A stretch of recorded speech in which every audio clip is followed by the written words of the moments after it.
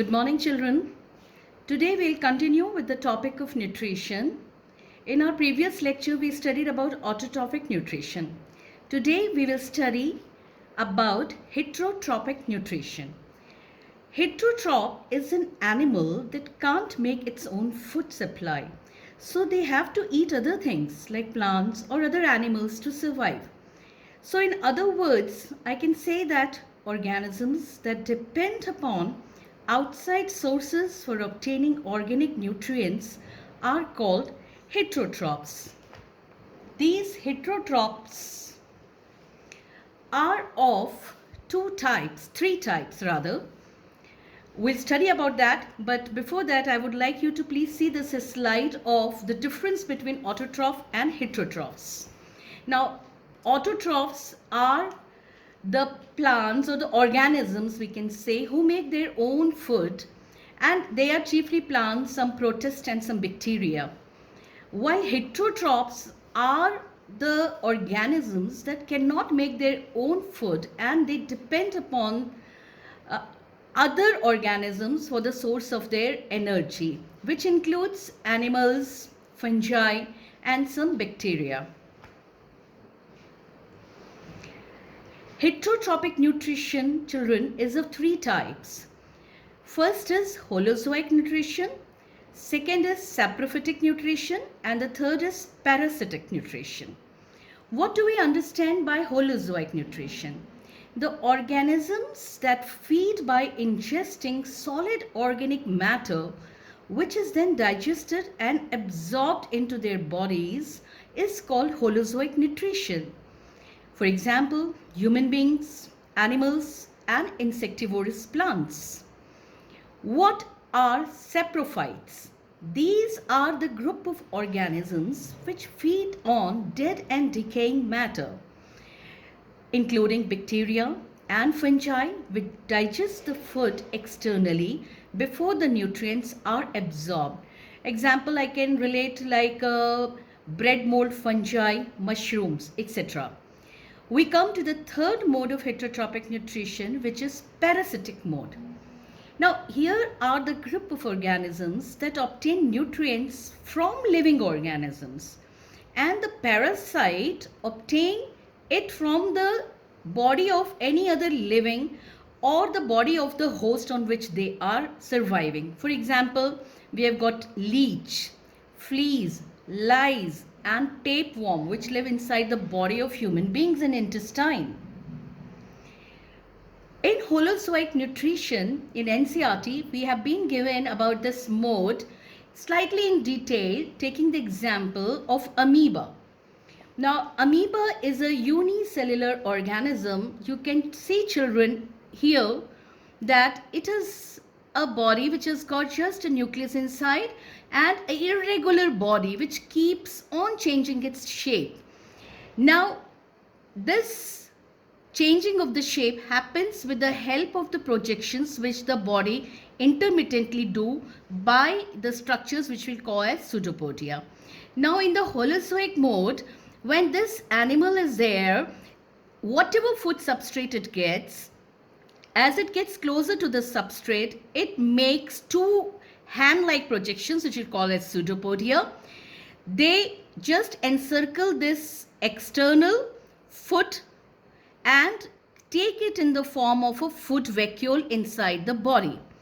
After taking inside the body, the process of digestion begins by the enzymes and the chemical digestion happens here, and finally the digested food is taken by the cell and the undigested food is thrown out of the body in the form of once again a vacuole, and this is, then you can see, it is digested out and the animal or the organisms take in the whole food.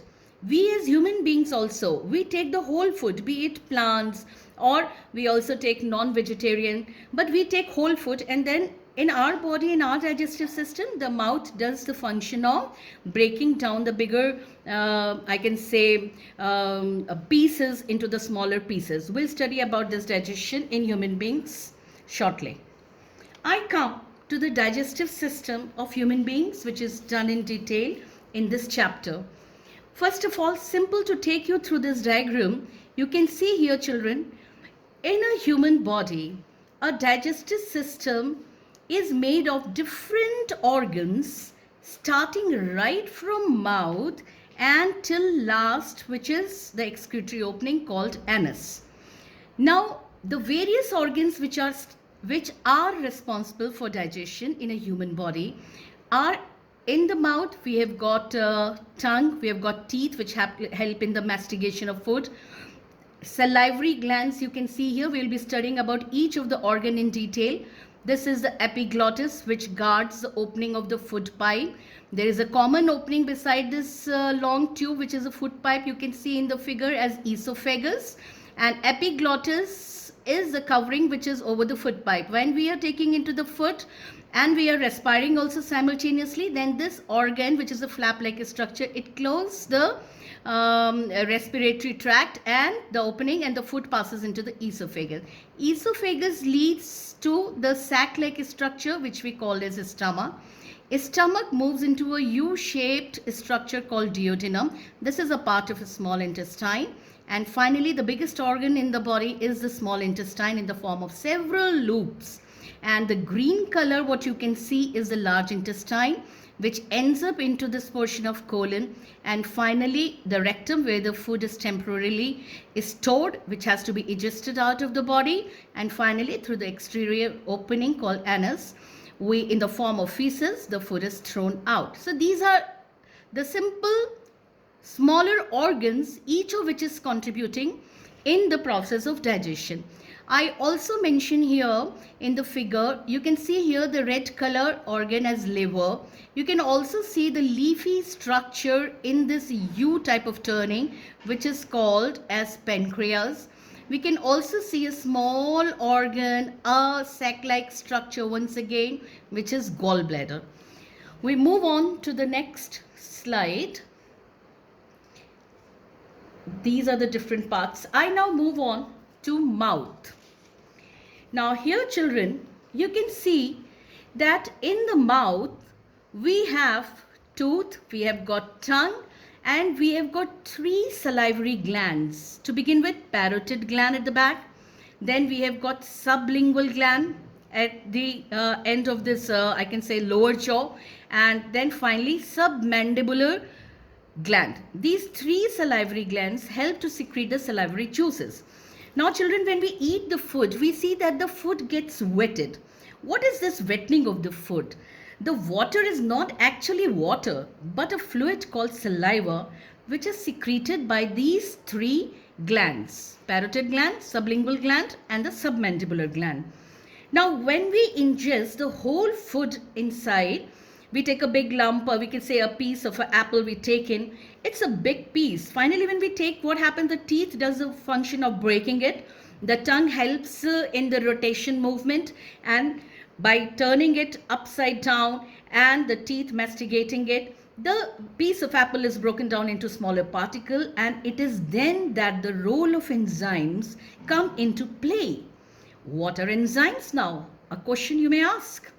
Now, let me define you before this term is going to come off and on in this chapter, and the role of enzyme is drastic in the digestive system.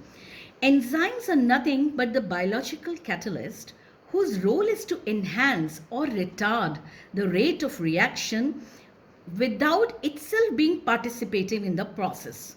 Now, it means that we have enzymes right in the digestion of process begins with the help of these enzymes. And in the mouth we have salivary glands. So the digestion begins right in the mouth itself.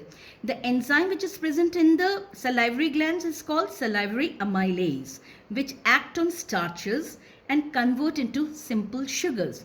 Why I'm saying starches? We studied in photosynthesis that the plants manufacture their food with the help of photosynthesis, and the product and the final end product of it is the starch.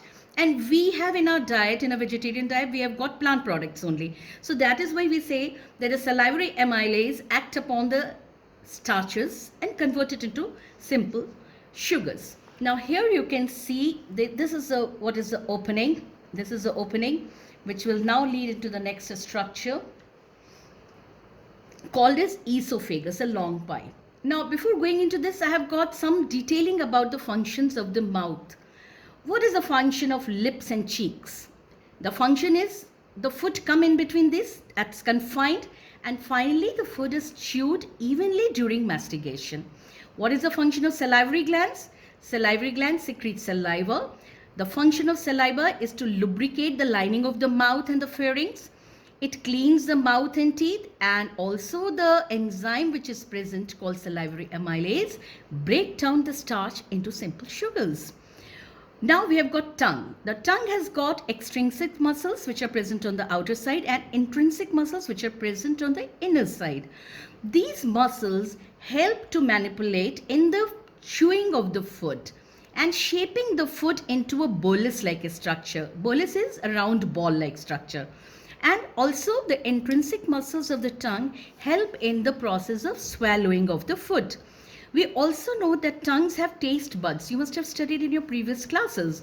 The four taste which is there is sweet, sour, and then bitter and salty. So the nerve impulses which are present on the taste buds are conducted to the salivary nuclei in the brain stem and then to the salivary glands, stimulating the saliva secretion.